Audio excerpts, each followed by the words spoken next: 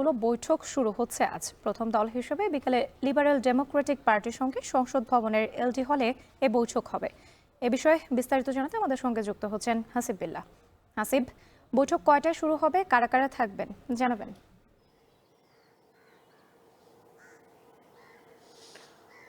রাত্রি আর ১ ঘন্টা পর এই সংসদ ভবনের এলডি হলে বৈঠকটি শুরু হবে, অর্থাৎ বিকেল ৩টায়। সেখানে মূলত আজকে প্রথম দিন এই যে সংস্কার কমিশন বা ঐকমত্য কমিশনের ডাকা এই সভায় প্রথম বৈঠক অনুষ্ঠিত হচ্ছে। সেখানে অংশ নিচ্ছেন লিবারেল ডেমোক্রেটিক পার্টি এলডিপির সভাপতি মূলত কর্নেল অলি আহমেদ। তার সভাপতিত্বে এলডিপির ৬ সদস্যের প্রতিনিধি দল এই বৈঠকে অংশ নেবেন এবং সেই দলেরই মহাসচিব এবং সহসভাপতিরা এখানে উপস্থিত থাকবেন।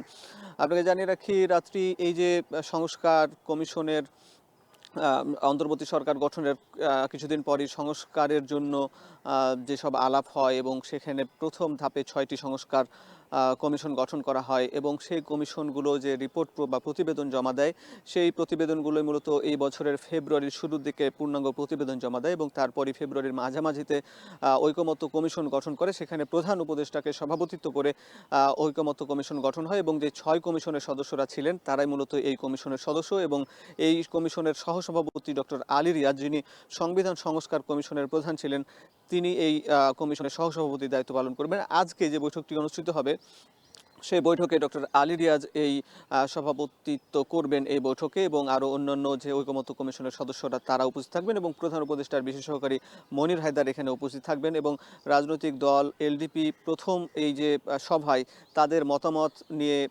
আলোচনা করবেন। আসলে এই যে ১৫ ফেব্রুয়ারি যে কমিশনগুলো যে ঐকমত্য কমিশন যে গঠন হয়, তারপরই এই ৫টি সংস্কার কমিশনের ওপর রাজনৈতিক দলগুলোর কাছে ১৬৬টি মতামত জানতে চাওয়া হয় এবং তাদেরকে বলা হয় যে ১৩ মার্চের মধ্যে তাদের মতামত জমা দিতে। যদিও এখন পর্যন্ত প্রায় ১৬টির মতো রাজনৈতিক দল মতামত জমা দিয়েছে।